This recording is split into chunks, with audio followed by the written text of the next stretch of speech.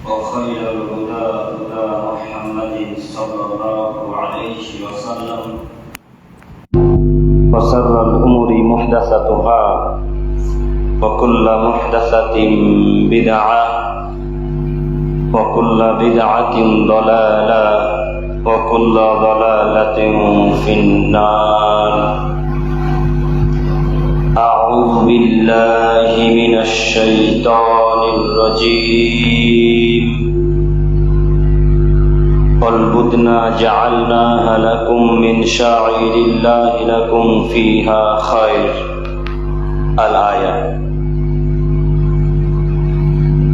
عن أبي قتادة رضي الله تعالى عنه قال قال رسول الله صلى الله عليه وسلم صيام يوم عرفة أحتسب على الله أن يكفر السنة التي قبله والسنة التي بعده. رواه مسلم المشকাত. শ্রদ্ধেয় যোগ্যতম মসজিদের মুসল্লিগণ, প্রশংসা সেই আল্লাহ সুবহানাহু ওয়া তাআলার জন্যই। শান্তি অবতীর্ণ হোক আল্লাহর রাসূলের উপর সাল্লাল্লাহু আলাইহি ওয়াসাল্লাম। সম্মানিত উপস্থিতি, আমরা সকলেই অবগত আছি যে আর 2-3 দিন পরেই ঈদুল আজহা। কাজেই আমরা অন্য কোনো বিষয়কে নির্ধারণ না করে কিভাবে কুরবানি করতে হবে, কিভাবে পশুকে ফেলতে হবে, এক কথায় পশুকে কিভাবে কুরবানি করতে হবে সেই সম্পর্কে এক গুরুত্বপূর্ণ তথ্যবহুল বিবরণের চেষ্টা করব ইনশাআল্লাহুল আজিজ। সম্মানিত উপস্থিতি, একথা বলার অপেক্ষা রাখে না যে কুরবানি যে কোনো মূল্যে করতে হবে। কুরবানি যে কোনো মূল্যে করতে হবে একথা সত্য নয়। কুরবানি হচ্ছে সুন্নাতে মুআক্কাদা, যা রাসূলুল্লাহ সাল্লাল্লাহু আলাইহি সাল্লাম মদিনাতে সুন্নাতে ইব্রাহিম হিসেবে নিজে পালন করেছেন। কাজেই আমরা যারা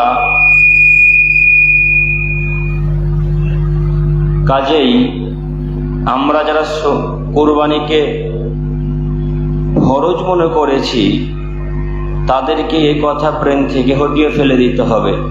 কুরবানি যে কোনো মূল্যে আদায় করতে হয় না। এখন কথা হচ্ছে যে আব্দুল করিম সাহেব, আমি যে কুরবানি করব না তো পাশে বাড়ি মানুষটা কি বলবে, এটা একটা খারাপ দেখাই, তাই না? ও, আপনি কুরবানি করবেন না, পাশে বাড়ি লোকটা খারাপ বলবে, এটা আপনার ব্রেনে কাজ করছে। কিন্তু আপনি যে 5 ওয়াক্তে এক ওয়াক্ত সালাত আদায় করছেন না, এটা মাথাতে আসে না যে আপনাকে লোক খারাপ বলবে। জি, কথা বুঝতে পারেননি? কুরবানি না করলে মানুষে খারাপ বলবে, এ কথা ব্রেনে ঠিকই আঘাত লাগছে। কিন্তু যেটা ফরজ ইবাদত, সেই ইবাদতটা একদিনও আসছেন না, এই ইবাদতটা না করার কারণে যে লোকে আপনাকে খারাপ বলবে, এটা মাথাতে কাজ করে না। অথচ যেটা ফরজ সেটা বাদ, যেটা সুন্নাত সেটাকে নিয়ে টানাটানি, তাই না? আর এটাই আমাদের সমাজের অভ্যাস বা স্বভাব, ফরজকে লাথি মেরে দূরে ফেলে দিয়ে সুন্নাতকে নিয়ে টানাটানি। ঠিক ওই যে দোয়া, নামাজের পর দোয়া করতে হবে কি হবে না, জানাজার সালাতের পর দোয়া করতে হবে কি হবে না, মানুষকে দাফন করার পর দোয়া করতে হবে কি হবে না, এটা নিয়ে মারামারি। অথচ যেটা ফরজ সেটা নিয়ে একটাও কথা নেই। কথা আছে? একবারে কেউ বলতে পারছে না বা বলতে চাইছে না যে ফরজ সালাত জোহরের 4 রাকাত আদায় করবো না 3 রাকাত আদায় করবো, এটার ব্যাপারে কোনো কথা নেই। কিন্তু জানাজার পরে দোয়া হবে কি হবে না এটা নিয়ে ঠিকই মারামারি চলে। অথচ ফরজ যেটা সেটা বাদ, যেটা সুন্নাত সেটাকে নিয়ে টানাটানি। বুঝতে পারেননি? তো সেই নিয়ম হচ্ছে এটাই, কুরবানি করা ফরজ নয়, কুরবানি করা হচ্ছে সুন্নাতে মুআক্কাদা। করলে নেকি পাবেন, না করলে পাপ হবে না, নেকি পাবেন না। কুরবানি করা কি সুন্নাতে মুআক্কাদা, করলে নেকি পাবো, না করলে নাকি পাবো না, পাপও হবে না। তো আপনি এখন মনে করিয়েন না যে কোনো মূল্যে আমাকে কুরবানি করতে হবে, তাতে ঋণ নিয়ে হোক আর লোন নিয়ে হোক। জি, হয়তো লোকে বলছে যে আব্দুল করিম কুরবানি করলো না রে, সবাই পাশাপাশি লোকেরা কুরবানি করলো, শুধু আব্দুল করিমে করলো না। তখন আব্দুল করিম কি করলো? ওই বন্ধন নিয়ে কুরবানি দিল। বন্ধন বোঝেন না? বন্ধন বন্ধন নিয়ে কুরবানি করতে শুরু করলো। বলছে বন্ধনে টাকা নিব, দিয়ে কুরবানি করবো, 10,000 টাকা দিয়ে একটা গরু ভাগা নিব। অথচ ঋণ পরিশোধ করা আপনার জন্য ফরজ, কুরবানি করা ফরজ নয়। একটা লোক 20,000 টাকা আপনার কাছে পাবে, ওই 20,000 টাকা আগে আপনাকে পরিশোধ করতে হবে, তারপরে কুরবানি করতে হবে। যে লোকটা আপনার কাছে টাকা পাবে ওই লোকটাকে আগে টাকা দিয়ে দিতে, তারপরে কুরবানি করা আপনার জন্য জায়েজ। তবে জরুরি এখানে একটি কথা, যে লোকটা আপনার কাছে টাকা পাবে ওই লোকটা যদি আপনাকে রুখসাত দেয়, সময় দেয়, আপনাকে যদি বলে আচ্ছা ঠিক আছে ভাই, আপনি তাহলে আমাকে কিছুদিন পরে টাকাটা দিয়েন, এইভাবে যদি ঋণদাতা যার কাছ থেকে ঋণ নিয়েছেন ওই লোকটা যদি আপনাকে এইভাবে সময় দেয়, তাহলে আপনি কুরবানি করতে পারেন। নইলে যার আগে ঋণ আছে সে ঋণ আগে পরিশোধ করতে হবে, তারপরে কুরবানি। কথা বোঝাতে পারিনি? আগে ঋণ শোধ করতে হবে, তারপরে কুরবানি। ঋণ যে কোনো মূল্যে শোধ করতে হবে। আল্লাহ রসুল সাল্লাল্লাহু আলাইহি সাল্লাম জানাজাতে উপস্থিত হলেন। আল্লাহ রসুল এসে বলছেন, হ্যাঁ সাহাবায়ে কেরামগণ, এই মৃত ব্যক্তির কি ঋণ আছে? তখন তারা বললেন জি হ্যাঁ ঋণ আছে। তখন আল্লাহ নবী বলছেন আচ্ছা তোমরা থাকো, আমি গেলাম। কি বুঝলেন? তার মানে যার টাকা ধার পড়ে মারা গেছে ওই লোকটার জানাজা আল্লাহ রসুল পড়বেন না। তা আল্লাহ রসুলকে বলছে, আল্লাহ রসুল থামেন থামেন থামেন, ঋণের দায়িত্ব আমরা নিচ্ছি, ঋণের দায়িত্ব আমরা নিচ্ছি, আমরা এই লোকটা ঋণ পরিশোধ করে দেবো। আল্লাহ নবী আপনি জানাজা পড়ান। তখন মোহাম্মদ সাল্লাল্লাহু আলাইহি ওয়াসাল্লাম জানাজা পড়ালেন। তার মানে কি বুঝলেন আপনি? যে টাকা ধার করে মারা গেছে তার জানাজা ততক্ষণ পর্যন্ত হবে না যতক্ষণ পর্যন্ত ঋণ পরিশোধ না করেছে। বুঝে যায়নি? ঋণ আগে পরিশোধ করেন, তারপরে কুরবানি করতে আসুন। এটাই শরীয়ত, এটাই নিয়ম। আপনাকে কে বললো লোন নিয়ে কুরবানি দিতে হবে? কে বললো আপনাকে বন্ধনের টাকা নিয়ে কুরবানি দিতে হবে? কে বললো আপনাকে সুদের টাকা দিয়ে কুরবানি করতে হবে? এই নীতি বাতিল। লোনের টাকা দিয়ে কুরবানি করা হারাম, বন্ধনের টাকা দিয়ে কুরবানি করা হারাম, সুদের টাকা দিয়ে কুরবানি করা হারাম, হারাম উপার্জন দিয়ে কুরবানি করা হারাম। আপনি এত বড় খারাপ পথে এত তাড়াতাড়ি গেলেন কেন? আপনি কেন বন্ধনের টাকা দিয়ে কুরবানি টাকা দিলেন? দেননি মনে হয়। হাজারো মানুষ আছে যারা বন্ধনের টাকা দিয়ে কুরবানি টাকা পরিশোধ করেছে। একটা গরুতে ভাগা পড়েছে 70,000 টাকা, একজন 10,000 টাকা দিয়েছে, আর একজন 10,000, 7 10 70,000। এই 70,000-এর মধ্যে 2 জনের মানুষের টাকা আছে ঋণের টাকা, ওই লোনের টাকা, ওই বন্ধনের টাকা। আপনি জানেন না? আজ থেকে 1400 বছর পূর্বে মুহাম্মদ সাল্লাল্লাহু আলাইহি সাল্লাম মদিনার মরুভূমিতে বলেছেন, দিরহামুর রিবা ওয়া ইয়াকুলহু রাজুল ওয়া হুয়া ইয়ালামু সাদ্দুম সিত্তাতি ওয়া সালাসিনা জিনিয়া। হে আদমের ছেলে মেয়ে, তোমরা শোনো, তোমাদের মধ্যে যদি কোনো মানুষ জেনে শুনে 1 টাকা সুদ খায়, তোমাদের মধ্যে যদি কোনো মানুষ জেনে শুনে 1 টাকা সুদ খায়, তোমাদের মধ্যে যদি কোনো মানুষ জেনে শুনে 1 টাকা সুদ খায়, 36 বার জেনা করলে যেই পাপ হয় 1 টাকা সুদ খেলে তার চেয়ে বেশি পাপ হয়। নাউজুবিল্লাহি মিন যালিক। নাউজুবিল্লাহ বলতে পারলেন না? 1 টাকা সুদ খেলে কত পাপ হয়? 36 বার জেনা করার থেকেও বেশি পাপ হয়। জানেন না হাদিস? সকলেরই মুখস্থ। কোন মানুষ জানেন সুদ খাওয়া হারাম? এরপর ঋণ নিয়ে ওই লোন নিয়ে টাকা কুরবানি করতে হবে মানে কি নীতি পেয়েছেন? ওই বন্ধন নিয়ে টাকা কুরবানি করতে হবে মানে কে বলেছে? বন্ধনের টাকা আগে শোধ করেন, তারপরে কুরবানি করতে আসেন। নিয়েছেন যখন পরিশোধ করতে হবে আপনাকেই। পাপ এখন ঘাড়ে নিয়ে চলেন, পাপ এখন ঘাড়ে নিয়ে চলুন। আপনি যতদিন পর্যন্ত এই লোন, এই বন্ধন পরিশোধ করতে না পারবেন ততদিন পর্যন্ত আপনার এই পাপ মাথা থেকে নামবে না। অতএব কুরবানি বাতিল করে আগে পরিশোধ করুন ওই লোনের টাকা, বন্ধনের টাকা। কথা বুঝতে পারছেন কি? কুরবানি আজকে বাতিল করেন। 10,000 টাকা দিয়ে যে ভাগাটা নিয়েছিলেন ওই ভাগাটাকে বাতিল করে আগে পরিশোধ করেন ঋণের টাকা। কেন? এখন যদি মারা যান, আজকে যদি মারা যান, তাহলে আপনার জানাজার হবে না। ততক্ষণ পর্যন্ত হবে না যতক্ষণ পর্যন্ত আপনার ছেলে, আপনার বাপ, আপনার ভাই যতক্ষণ পর্যন্ত দায়িত্ব না নিবে, আচ্ছা আমি আমার আব্বার ঋণ পরিশোধ করবো, এই দায়িত্ব যতক্ষণ না নিবে ততক্ষণ আপনার জানাজা হবে না। কেন আপনি লোন নিয়ে একটা কুরবানি করবেন গো? কেন করবেন? বন্ধনের টাকা দিয়ে কেন কুরবানি করবেন? কুরবানি করতে হবে না? টাকা নেই কুরবানি করবো না, টাকা আছে কুরবানি করবো। টাকাই নেই, দিব না কুরবানি, কি আছে? পাপ হবে? জি না, পাপ হবে না। যেটা করলে পাপ হবে সে পাপটা করার জন্য কেন করছেন? বন্ধন হালাল না হারাম? হারাম। কুরবানি যদি করতে পারেন নেকি পাবেন, না করলে পাপ হবে না, নেকি পাবেন না। তো আপনি হারাম পাপ কিনে নেকি নেওয়ার চেষ্টা করছেন কেন? পাপকে আগে কিনছেন, তারপর নেকি নেওয়ার চেষ্টা করছেন? জি না, এই কুরবানি কবুল হবে না, এই কুরবানি কবুল হবে না। আবারও শুনেন, যারা বন্ধনের টাকা দিয়ে কুরবানির টাকা শোধ করেছেন, যারা বন্ধনের টাকা নিয়ে খাসি কিনেছেন, বন্ধনের টাকা দিয়ে যারা ভাগা নিয়েছেন, তাদেরকে অনুরোধ করে বলছি, আপনাদের কুরবানি বাতিল, আপনাদের কুরবানি বাতিল, আপনাদের কুরবানি বাতিল। আব্দুল করিম সাহেব, এখন করণীয় কি? এখন করণীয় হচ্ছে ওই বন্ধনের টাকার বন্ধনওয়ালাকে দিয়ে নিজের পরিশ্রম করা, রক্ত ঘাম ঝরিয়ে টাকা উপার্জন করা কুরবানি দিতে হবে। কথা ক্লিয়ার হয়েছে কি? নইলে এই কুরবানি দিয়ে কোনো লাভ নেই, এই কুরবানি নাকি পাবেন না। আল্লাহ যেন আমাদেরকে বোঝার তৌফিক দান করেন, সকলে বলি আমিন। বলছিলাম, কুরবানি করা হচ্ছে সুন্নতে মুআক্কাদা, কুরবানি করা ফরজ নয়। আব্দুল করিম সাহেব একটা হাদিস যা আছে, আল্লাহ নবী বলেছেন, মান কানা লাহু সাআতান ওয়া লাম ইউদাহি ফালা ইয়াকরিবান্না মুসাল্লানা। হে আদমের ছেলে মেয়ে, তোমাদের মধ্যে যারা সামর্থ্য থাকা সত্ত্বেও কুরবানি করলো না, তারা যেন আমাদের ঈদগাহের নিকটবর্তী না হয়। এ কথা মুহাম্মদ সাল্লাল্লাহু আলাইহি ওয়াসাল্লাম বলছেন। আল্লাহ নবী বলছেন, সাহাবায়ে কেরামগণ, তোমাদের মধ্যে যা টাকা, দিরহাম, পয়সা আছে, পয়সা দিরহাম টাকা থাকা সত্ত্বেও যদি তোমরা কুরবানি না করো, তাহলে তোমরা আমাদের ঈদগাহের নিকটবর্তী আসিও না।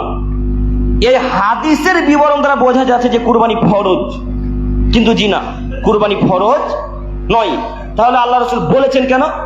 আল্লাহ রাসূল এই জন্য হাদিসটাকে পেশ করেছেন যে মানুষকে আল্লাহ রাসূল তাকিদ করেছেন। তাকিদ বোঝেন?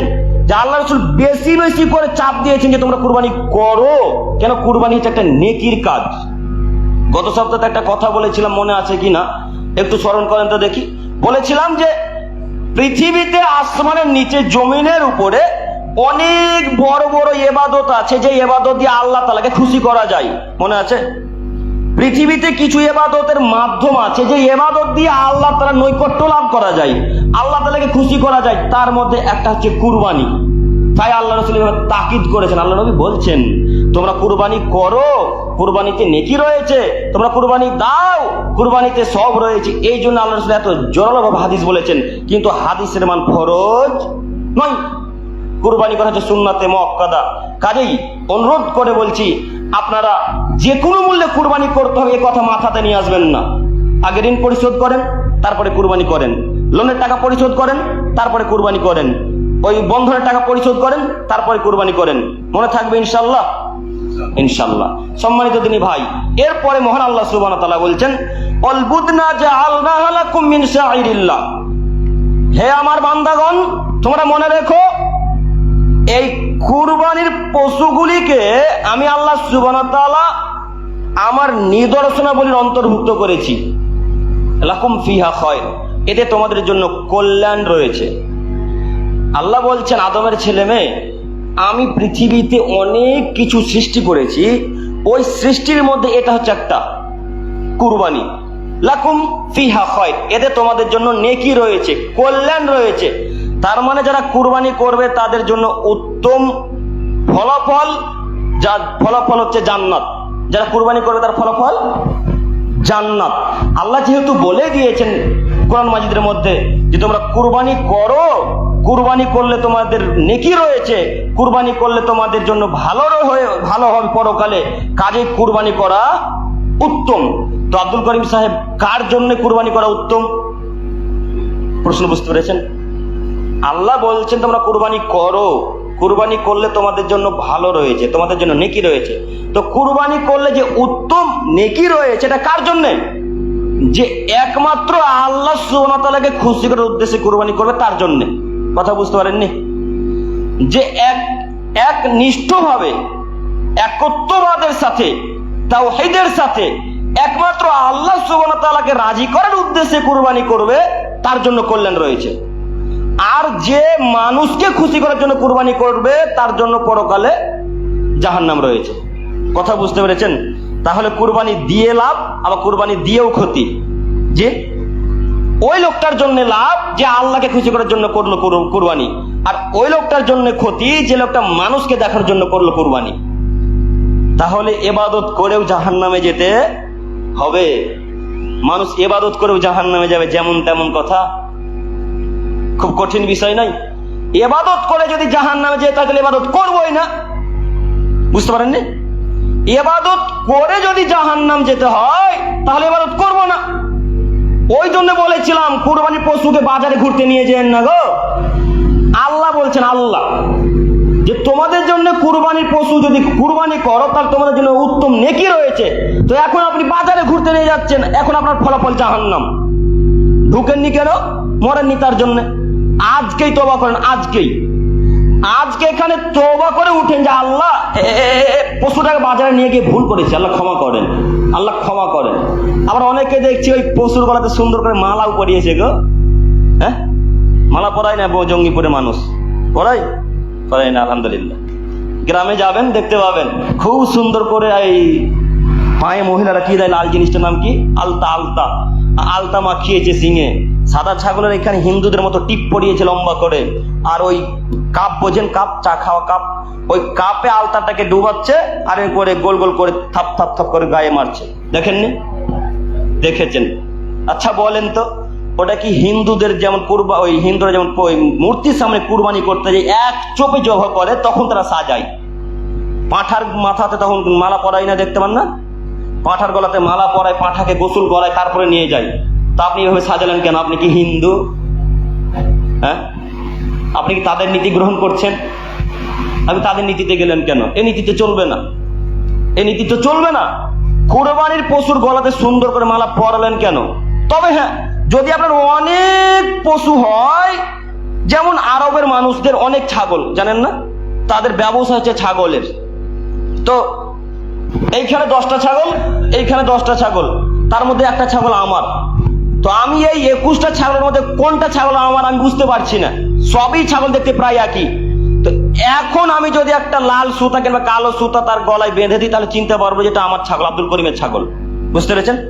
এই উদ্দেশ্যে আপনি গরু ছাগলের গলায় দড়ি বাঁধতে পারেন, মালা পরাতে পারেন, কিন্তু আপনার উদ্দেশ্যই তো খারাপ। আপনি ছাগলের গায়ে আলতা পরালেন কেন? কেন আলতা দিলেন? আর একটা কথা, যখন ছাগলের কথা আর বলে যাই, কুরবানির দিন পশুকে কতজন গোসল করেন? হাত তোলেন তো দেখি। কুরবানির পশুকে গোসল করান না আপনারা? করান। আজকে থেকে আর করাবেন না, ইনশাল্লাহ মনে থাকবে? কুরবানির পশুকে গোসল করানো যাবে না। কেন গোসল করাবেন? ওই এমনিতেই পবিত্র, এমনিতেও পবিত্র, তাকে গোসল করানো যাবে না। অনেক মানুষ আছে ঈদের সকালে ও যেমন গোসল করে নামাজ পড়তে আসে, ওকে গোসল করিয়ে বাড়িতে রেখে আসে। দেখেননি? আমরা দেখেছি ছোটতে পুকুর, আমাদের দিকে অনেক পুকুর আছে, তো পুকুরে ছাগলকে গরুকে নামিয়ে কি হইচই গোসল করাতে, খুব খুশি। এইভাবে গোসল করা জায়েজ নয়, গোসল করাবেন না। যদি একান্তই দেখতে পাচ্ছেন যে ওই মানুষের নোংরা পায়খানা লেগে আছে গরুর গায়ে, তখন একটু হালকা পানি ছিটিয়ে দেন, সেটা জায়েজ। কিন্তু যদি গরুরই গোবর পেছাব লেগে থাকে তখন গোসল করাবেন না, মনে থাকবে ইনশাল্লাহ।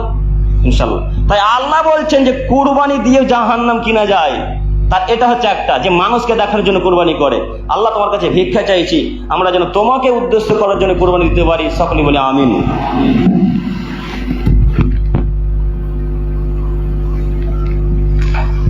হামিদান মুসাল্লিয়ান আম্মা বাদ।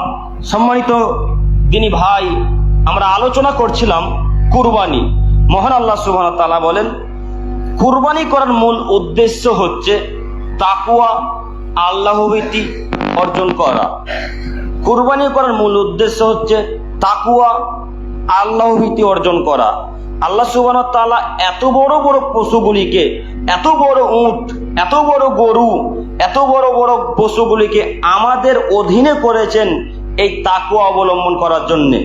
আপনি একটু চিন্তা ভাবনা করেন তো সাধারণ মাথাতে জ্ঞানে, যে এত বড় উট এই সামান্য 5 ফুট মানুষের অধীনে চলে আসছে কিভাবে? এত বড় পশুকে একজনকে কাবু করতে পারে, ওকে নিজের আয়ত্তে নিয়ে আসতে পারে?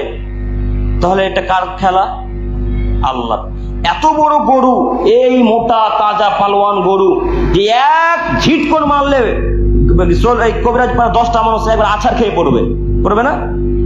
এরপরেও এত বড় গরু 3 জন মানুষের আয়ত্তে নিয়ে চলে আসে, 3 জন মানুষের তাকে ফেলে দিতে পারছে। কেন পারছে? আল্লাহ তাআলার এগুলো সব আদেশ। নইলে এত বড় বড় প্রাণী মানুষের আয়ত্তে আসার সম্ভব নয়।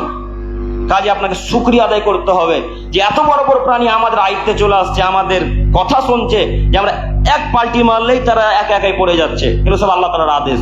তো আল্লাহ সুবহানাহু ওয়া তাআলা বলছেন, আমি এত বড় বড় প্রাণীগুলিকে তোমাদের অধীনে করেছি, আমি এত বড় বড় প্রাণীগুলিকে তোমাদের অধীনে করেছি কেন? যেন তোমরা গোশত খেতে পারো, হাড্ডি খেতে পারো এবং সেটা থেকে তোমরা উপকার লাভ করতে পারো, এই জন্য আমি সেগুলোকে সৃষ্টি করেছি। কাজেই আপনাকে কুরবানি করতে হবে আল্লাহ তাআলাকে রাজি করার উদ্দেশ্যে, অন্য কোনো উদ্দেশ্য থাকা যাবে না। সম্মানিত তিনি ভাই বোন, ঠিক যেভাবে কুরবানি করেছিলেন হযরত ইব্রাহিম আলাইহিস সালাম তার ছেলে ইসমাইল আলাইহিস সালামকে, মনে নেই ঘটনা? আল্লাহ বলছেন, আদমের ছেলে মেয়ে তোমরা ওইভাবে কুরবানি করো যেভাবে কুরবানি করেছিল ইব্রাহিম আলাইহিস সালাম। ইব্রাহিম আলাইহিস সালাম কিভাবে কুরবানি করেছিল একটু আমার দিকে তাকান। ইব্রাহিম আলাইহিস সালাম পরস্পর 3 রাত্রি স্বপ্ন দেখেন, একই স্বপ্ন। ইব্রাহিম আলাইহিস সালাম পরস্পর 3 রাত্রি একই স্বপ্ন দেখেন। এই কথাকে ওলামায়ে কেরামগণ বলেছেন, ইব্রাহিম আলাইহিস সালাম যখন প্রথম রাত্রিতে স্বপ্ন দেখেন তখন তিনি 100 উট জবাই করেছিলেন। দ্বিতীয় রাত্রে আবার একই স্বপ্ন দেখার কারণে আরো 100 উট জবাই করেছিলেন। তৃতীয় রাতে আবার একই স্বপ্ন দেখার কারণে 300 উট 3 দিনে জবাই করেছিলেন। এই হাদিস কতজন শুনেছেন? মনে শুনেছেন?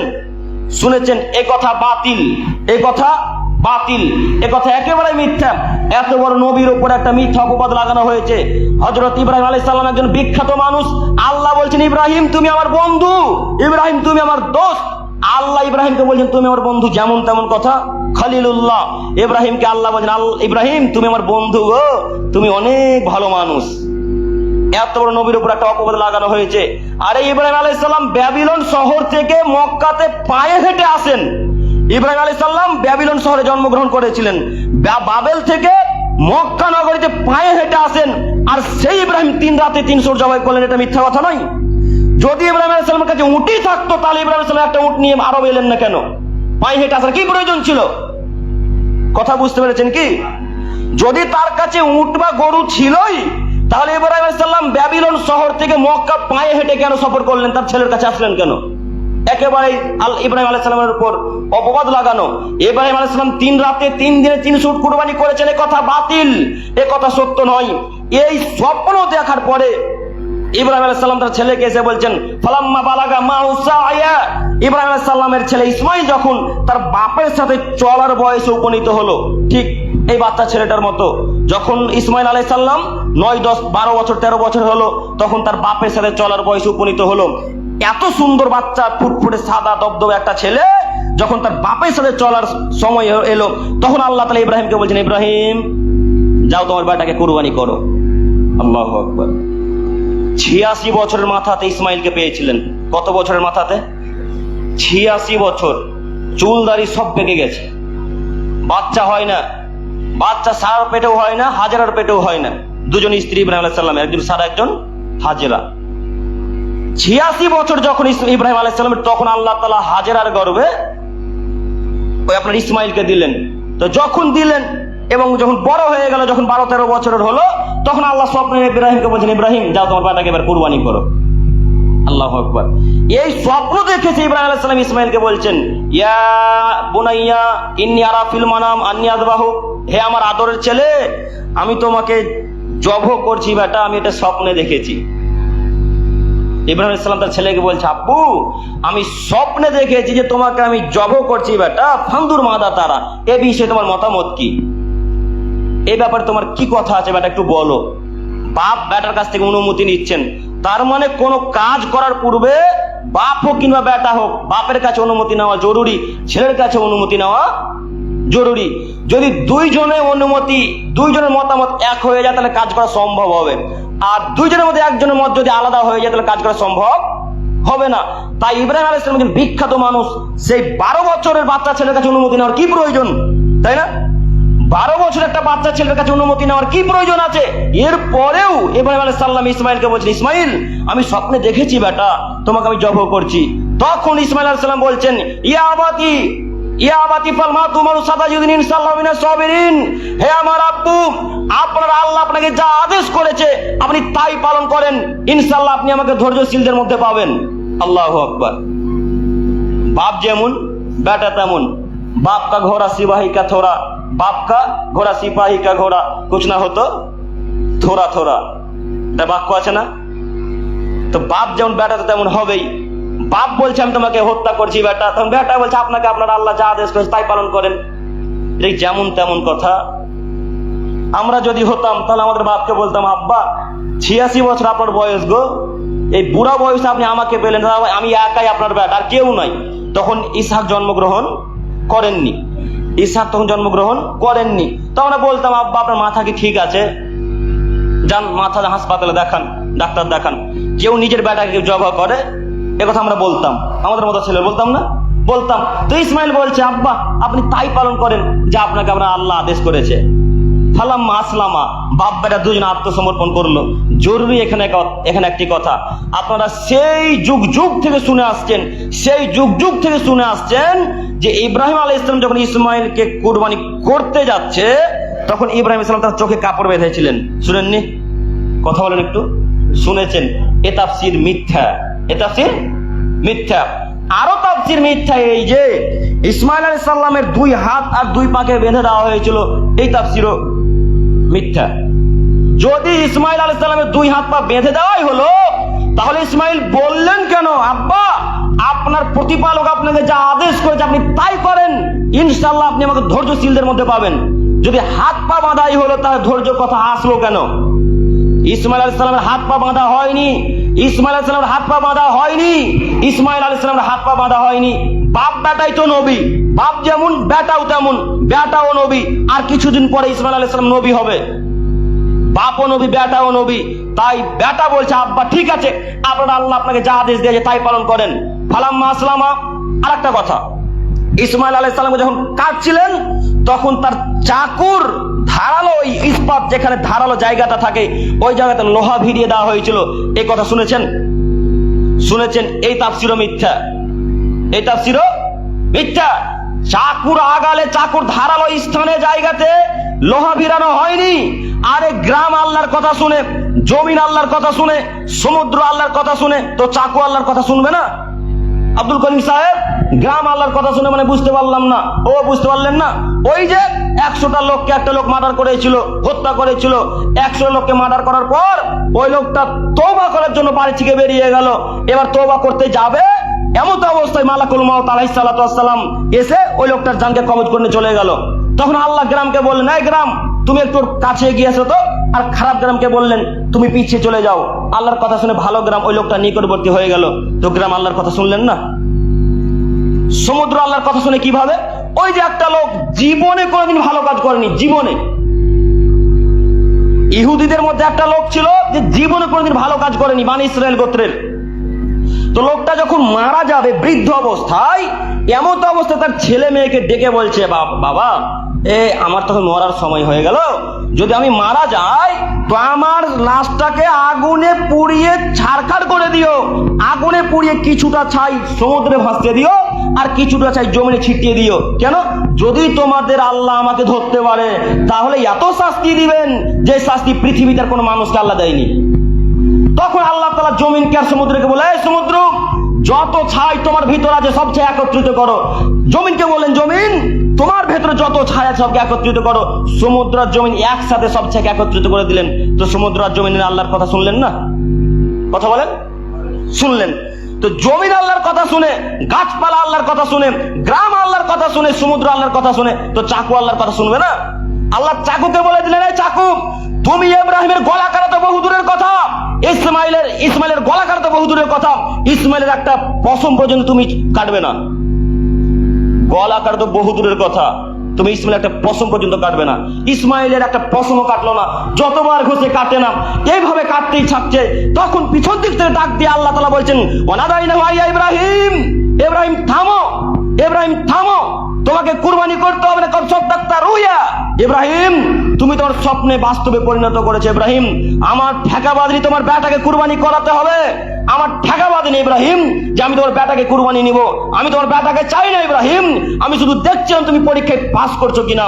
ইব্রাহিম, আমি শুধু দেখতে চাইছিলাম তুমি পরীক্ষায় পাস করছো কিনা। ইব্রাহিম, তুমি পরীক্ষায় পাস করে গেছো, তোমার বেটাকে কুরবানি করতে হবে না। আল্লাহু আকবার! কত বড় পরীক্ষা! পৃথিবীতে যত নবী রাসূল এসেছেন, তার মধ্যে সবচেয়ে কঠিন পরীক্ষা পাস করেছেন ইব্রাহিম আলাইহিস সালাম। পৃথিবীতে আদম থেকে মুহাম্মদ সাল্লাল্লাহু আলাইহি সাল্লাম পর্যন্ত যত নবী রাসূল এসেছেন, সবচেয়ে কঠিন পরীক্ষা কাকে দেওয়া হয়েছিল? ইব্রাহিম আলাইহিস সালামকে যেমন তেমন পরীক্ষা, নিজের কলিজার টুকরা সন্তানকে হত্যা করতে বলছেন আল্লাহ। আল্লাহ বলছেন ইব্রাহিম তুমি এখন আগুনে পড়ে যাও। নমরুদ যখন ইব্রাহিমকে মারার চেষ্টা করলেন, একেবারে কয়েক মাস ধরে কাঠ লকড়ি জড়ো করলেন, এবারে এই আগুন ধরিয়ে দেওয়া হলো, এই ইব্রাহিম আলাইহিস সালামকে আগুনে ফেলে দেওয়া হবে। ইব্রাহিম আলাইহিস সালাম আল্লাহর উপর ভরসা করে আছেন। জিবরাইলের মাধ্যমে আল্লাহ তাআলা বলছেন যাও জিবরাইল আমার নবীকে বলো যে তুমি আগুনে নেমে যাও, আগুন ঠান্ডা হয়ে যাবে। ইব্রাহিম আলাইহিস সালাম আল্লাহর উপর ভরসা করে আগুন নেমে গেলেন, আগুন ঠান্ডা হয়ে গেল। এটা কি যেমন তেমন পরীক্ষা? জি, এটা কি ছোটখাটো পরীক্ষা? ইব্রাহিম আলাইহিস সালাম যত পরীক্ষায় পাস করেছেন আর কোন নবী এত বড় পরীক্ষায় পাস করতে পারেননি। আসলে দেওয়া হয়নি তাদেরকে এত বড় পরীক্ষা, যত কঠিন পরীক্ষা ইব্রাহিম আলাইহিস সালামকে দেওয়া হয়েছিল। এই জন্য তো তিনি এত বড় নবী, এই জন্য তাকে নবীদের পিতা বলা হয়, তিনি বহু নবীর পিতা। কাজেই আমি আপনাকে বলছিলাম ইব্রাহিম আলাইহিস সালাম যেমন তার পরীক্ষায় পাস করে গেলেন, আপনাকেও সেই পরীক্ষায় পাস করতে হবে। তা আপনি কিভাবে পরীক্ষায় পাস করবেন? এখন আপনি পরীক্ষায় পাস করবেন এইভাবে, আপনি সুন্দর একটা পশু কিনবেন, ওই পশুটাকে একমাত্র আল্লাহ তাআলাকে খুশির উদ্দেশ্যে কোরবানি করবেন, তাহলে আপনি পরীক্ষায় পাস করবেন। এখন আপনার টাকা কম আছে, টাকা বেশি আছে, এখন যদি আপনি একটা জীর্ণ শীর্ণ একটা পাতলা গরু কোরবানি দেন, গরু কোরবানি হবে? কথা বলেন, হবে না। আপনার টাকা বেশি আছে, রাজস্থান থেকে উট নিয়ে আসবেন, তার থেকে টাকা বেশি আছে আরব থেকে নিয়ে আসবেন। যার যত বেশি টাকা আছে সে তত বড় কোরবানি করবে, এই কথাই ঠিক। আব্দুল করিম সাহেব একজন মানুষ কি দুটা কোরবানি করতে পারে? হ্যাঁ, দুটা কেন, হাজারটা বারে, হাজারটা বারে। আল্লাহ রসুল নিজে 100টা কোরবানি করেছিলেন, তাও আবার উট। 100 উট আল্লাহ রসুল কোরবানি করেছিলেন, নিজ হাতে কেটেছেন 60টা। কটা কেটেছেন? 60টা নিজ হাতে আল্লাহ রসুল জবাই করেছেন। তারপরে যখন খাসতে গেলেন তখন আলী রাদিয়াল্লাহু তাআলাকে দিয়ে বলছে আলী এইগুলি তুমি জবাই করো, তুমি এগুলিকে কোরবানি করো। কাজে আপনাকে আমি অনুরোধ করে বলছি নিজের পশু নিজে জবাই করবেন, আল্লাহ রসুল যেভাবে কোরবানি করেছেন নিজে জবাই করেছেন। সম্মানিত মুরব্বী সাহেব, বলছিলাম যে ইব্রাহিম আলাইহিস সালাম যেভাবে পরীক্ষায় পাস করেছেন ঠিক ওইভাবেই আপনাকেও পরীক্ষায় পাস করতে হবে। তো করবেন কিভাবে? ঠিক ওইভাবেই পাস করবেন যেভাবে ইব্রাহিম আলাইহিস সালাম আল্লাহকে খুশি করার উদ্দেশ্যে তার নিজের ছেলেকে কোরবানি করতে চলে গেছিলেন। যখন ইব্রাহিম আলাইহিস সালাম তার বেটাকে ইসমাইলকে যখন নিয়ে চলে যাচ্ছেন, তখন শয়তান আজাজিল পিছন দিক থেকে এসে ধরছে ইব্রাহিম আর ইসমাইলকে। ইসমাইল যেও না, তোমাকে তোমার বাপ জবাই করবে। ইসমাইল যেও না, তোমাকে তোমার বাপ জবাই করবে। ইসমাইল তো নবী, ও তো বোঝে যে কে এটা, ও শয়তান। তখন ইব্রাহিম আলাইহিস সালাম বুঝতে পারলেন যে পিছনে শয়তান আছে। তখন ইব্রাহিম আলাইহিস সালাম 7টা পাথর তুললেন, 7টা পাথর তুলে একবারে শয়তানকে ছুঁড়ে মারলেন। শয়তান দৌড়ে পালিয়ে গেল। আবার একটু পথ চলে গেলেন, আবার শয়তান আসলেন, আবার ইব্রাহিম আলাইহিস সালাম 7টা পাথর তুলে আবার শয়তানকে মারলেন। আবার একটু দূরে চলে গেলেন, আবার ইব্রাহিম আলাইহিস সালাম 7টা পাথর তুলে ওই শয়তানকে ছুঁড়ে মারলেন। এই জন্য আরবে যারা হজ করতে যায়, মক্কাতে যারা কাবা শরীফ হজ করতে যায়, তারা 3 জায়গায় 3 জামরাতে 3-7-21টা পাথর মারতে হয়, হয়তো হযরত ইব্রাহিম আলাইহিস সালামের সুন্নাত হিসাবে শয়তানকে পাথর ছুঁড়ে মারা হয়। আপনারা ইউটিউব ফেসবুকে দেখবেন, ওই পাথর এক পর্যায়ে এত পাথর হয় যে জেসিবি দিয়ে পাথরগুলোকে তুলে আর একটা ডাম্পারে ঢালতে হয়। দেখেছেন না?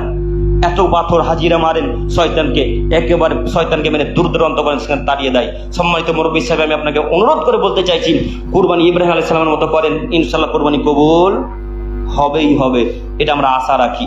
সম্মানিত মুরব্বী সাহেব, কুরবানি করবেন কেমন পশু? দাঁত আলা পশু, দুধের দাঁত ভেঙে নতুন দাঁত বেরিয়েছে এমন পশু কুরবানি করবেন। প্রমাণ হচ্ছে সহিহ মুসলিম ও মিসকাতের হাদিস। আল্লাহ নবী বলছেন লা তাযবাহু ইল্লা মুসিন্না, হে আদমের ছেলে মেয়ে, দুধের দাঁত ভেঙে উঠে যাওয়া নতুন দাঁত আসা ব্যতীত পশু তোমরা কোরবানি করো না। যতক্ষণ পর্যন্ত দুধের দাঁত না ভেঙে যাচ্ছে পশুর, আর নতুন দাঁত যতক্ষণ পর্যন্ত বের না হচ্ছে ততক্ষণ পর্যন্ত তোমরা কোরবানি করো না। ইল্লা ইয়াসুর আলাইকুম জাযাতাম মিনাল্লাহ, যদি তোমাদের কারোর পক্ষে কষ্টকর হয়, যদি তোমাদের জন্য কারোর পক্ষে কষ্টকর হয়, তাহলে তোমরা 6 মাস পূর্ণকারী ভেড়া কোরবানি করতে পারো। সাধারণত উট দাঁতে 5 বছর পার করে, মানে যখন 6 বছরে পরে উট, তখন উটের দাঁত বের হয়। গরু 3 বছরে দাঁতে, ছাগল দুম্বার দাঁতে 1 বছর পার করে, 12 মাস পার করলেই ছাগল দাঁতে। তো আব্দুল করিম সাহেব, আমার ছাগলের বয়স আজকে 14 মাস, এখনো দাঁত বের হয়নি। এরকম ঘটে অনেক পর্যায়ে। এক পর্যায়ে দেখা যায় ছাগল হিষ্টপুষ্ট হয়ে আছে, বয়স 15 মাস হয়ে গেছে, তবুও দুধের দাঁতটা ভেঙে উঠছে না। এখন কি করবেন? এখন ওই পশুটা আপনি কোরবানি করতে পারেন যদি আপনার জন্য কষ্টকর হয়। কেমন কষ্টকর? আপনার টাকা নাই, আপনি গরিব মানুষ, ছাগলটাকে 15 মাস থেকে পুষছেন, তো এই ছাগলটাই শুধু আপনার আছে, তাছাড়া কোনো সম্পদ নেই। এমন যদি কোনো মানুষের ঘটনা ঘটে, তাহলে ওই পশুটা কি কুরবানি করবে, ইনশাল্লাহ তার কুরবানি কবুল হবে ইনশাল্লাহ। সহিহ মুসলিম ও মিসকাতের হাদিস। কাজেই আমি আপনাদেরকে অনুরোধ করে বলছি, দুধে দাঁত ভেঙে যখন পশু ক্রয় করবেন, তখন আগে দেখবেন দাঁত আছে কিনা। সর্বপ্রথম শর্ত কি? দাঁত। তারপরে দেখবেন কান কাটা, পা কাটা, লেজ কাটা আছে কিনা। যদি থাকে তখন আর নেবেন না। বোঝা যায়নি? যদি লেজ কাটা থাকে, কান কাটা থাকে, তখন আর ওই পশুটা নেবেন না। তো আমি আপনাদেরকে বলতে চাইছি, কুরবানি করেন আল্লাহকে খুশি করার উদ্দেশ্যে। কেন একটা বড় ইবাদত। হজ যেমন একটা খুব বড় ইবাদত, সালাত যেমন খুব একটা বড় ইবাদত, যাকাত যেমন খুব একটা বড় ইবাদত, সাদকা যেমন একটা বড় ইবাদত, তেমনি কুরবানিও একটা বড় ইবাদত। সম্মানিত মুরব্বী সাহেব, সময় অতীব কম, সময় শেষের পর্যায়ে। কাজেই আর একটাই কথা বলে আমরা আলোচনা শেষ করব, সেটা হচ্ছে আরাফার দিনে। আরাফার দিন সম্পর্কে একটু আমার দিকে তাকান, খুব গুরুত্বপূর্ণ কথা। আবু কাতাদা রাদিয়াল্লাহু তাআলা আনহু থেকে বর্ণিত, তিনি বলেন, রাসূলুল্লাহ সাল্লাল্লাহু আলাইহি ওয়াসাল্লাম বলেছেন, সিয়ামু ইয়াউমে আরাফাতা আহতাসিবু আলাল্লাহি আইয়ুকাফিরা সানাতাল্লাতি ক্বাবলাহু ওয়া সানাতাল্লাতি বাদা। হে আদমের ছেলে মেয়ে, তোমরা মনে রেখো, আমি আল্লাহ সুবহানাহু ওয়া তাআলার নিকটে আশা রাখি যে আরাফার দিনের সিয়াম পালন করবে, আরাফার দিনের রোজা পালন করবে, তা বিগত 1 বছরের গুনাহ এবং সামনে 1 বছরের গুনাহ আল্লাহ তাআলা ক্ষমা করে দিবেন। আল্লাহু আকবার। আল্লাহু আকবার বলতে পারেন না? হাদিসে সহিহ মুসলিম। আল্লাহ নবী বলছেন, আদমের ছেলে মেয়ে, আমি আল্লাহর নিকট আশা রাখি যারা আরাফার দিনে রোজা রাখবে, 1 বছরের পিছনের গুনাহ, 1 বছরের সামনের গুনাহ, মানে ওই আরাফার দিন থেকে আজ পর্যন্ত যত পাপ করেছেন, আবার আজকে থেকে সামনে 1 বছর আরাফার দিন পর্যন্ত যত পাপ করবেন, সব পাপ একটা সিয়ামের পরিবর্তে ক্ষমা করে দিবেন কে? আল্লাহ। তাহলে ইনশাল্লাহ আরাফার রোজা রাখতে পারবো? ইনশাল্লাহ আরাফার রোজা রাখার চেষ্টা করেন। অনেক সওয়াব। নফল সিয়াম পৃথিবীতে যত আছে, নফল সিয়াম পৃথিবীতে যত আছে, তার মধ্যে সবথেকে গুরুত্বপূর্ণ দামি নফল সিয়াম হচ্ছে আরাফার সিয়াম। কেন? আল্লাহ নবী বলছেন, আরাফার দিনে আল্লাহ তাআলা যত মানুষকে ক্ষমা করেন, আর কোনোদিন কোন স্থানে কোন জায়গাতে কোন মানুষকে আল্লাহ তাআলা এত বেশি একসাথে ক্ষমা করেন না। আরাফার দিনে আল্লাহ তাআলা যত মানুষকে জাহান্নাম থেকে মুক্তি দেন, আরাফার দিনে আল্লাহ তাআলা যত মানুষকে একসাথে জাহান্নাম থেকে মুক্তি দেন, আর তত দিন কোন মানুষকে জাহান্নাম থেকে একসাথে অত মানুষকে মুক্তি দেয় না। মানে আরাফার দিনে আল্লাহ তাআলা কোটি কোটি লাখ লাখ বিলিয়ন ট্রিলিয়ন মানুষকে একসাথে আল্লাহ ক্ষমা করে দেন। এত মানুষকে কোনোদিন আল্লাহ তাআলা একসাথে ক্ষমা করেন না। আল্লাহু আকবার।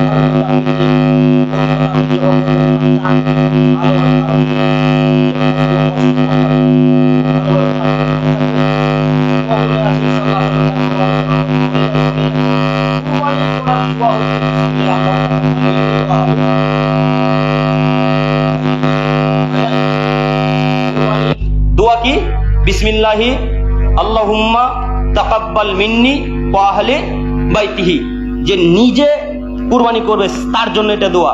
এখন আপনি আমাকে কুরবানি করতে বলছেন, আব্দুর রহমানের কুরবানি, আমি আব্দুর রহমানের কুরবানি করবো, তো এই দোয়াটা কি বলবো?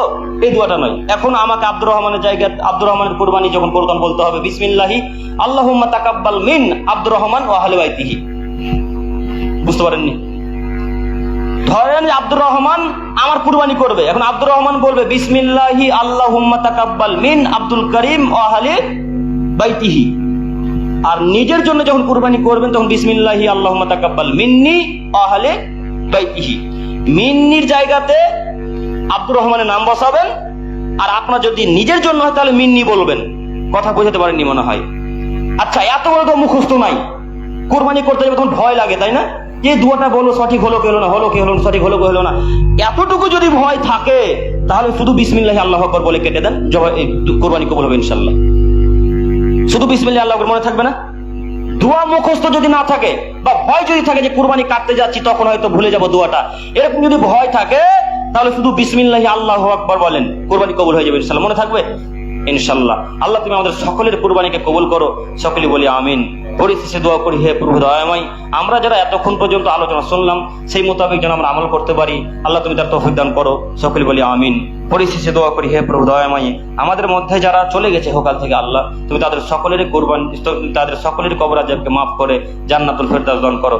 আর একটা কথা, আপনারা মৃত ব্যক্তির নামে কেউ কুরবানি দিবেন না, মৃত ব্যক্তির নামে কেউ কুরবানি দিবেন না। মৃত ব্যক্তির নামে কুরবানি করা যায় না, মৃত ব্যক্তির নামে কুরবানি করা যাবে না, মৃত ব্যক্তির নামে কুরবানি করা যাবে না। অনেক মানুষ ফোন করে বলছে, আব্দুল করিম ভাই আমি মোহাম্মদ সাল্লাল্লাহু আলাইহি সাল্লামের নামে কুরবানি দেবো, তা কি হবে?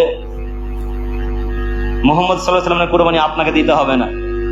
আপনার বাপের নামে আপনি দিতে পারবেন না, মরে গেছে, তা মোহাম্মদ সাল্লাল্লাহু আলাইহি সাল্লাম তো বহু দূরের কথা। বুঝতে পারেননি? মৃত ব্যক্তির নামে কুরবানি করা জায়েজ নয়, মৃত ব্যক্তির নামে কুরবানি করা জায়েজ নয়, মৃত ব্যক্তির নামে কুরবানি করা জায়েজ নয়। মৃত ব্যক্তির নামে কুরবানি দিবেন না। আল্লাহ যেন আমাদেরকে বুঝার তৌফিক দান করেন। এখান থেকে আলোচনা শেষ করলাম। সুবহানাকা আল্লাহুম্মা ওয়া বিহামদিক, আশহাদু আল্লা ইলাহা ইল্লা আনতা, আস্তাগফিরুকা ওয়া আতুবু ইলাইক। আল্লাহুম্মা সাল্লি আলা মুহাম্মাদ ওয়া আলা আলি মুহাম্মাদ কামা সাল্লাইতা আলা ইব্রাহিম ওয়া আলা আলি ইব্রাহিম ইন্নাকা হামিদুম মাজিদ। আল্লাহুম্মা বারিক আলা মুহাম্মাদ ওয়া আলা আলি মুহাম্মাদ কামা বারাকতা আলা ইব্রাহিম ওয়া আলা আলি ইব্রাহিম ইন্নাকা হামিদুম মাজিদ। আসসালামু আলাইকুম ওয়া রাহমাতুল্লাহি ওয়া বারাকাতুহু।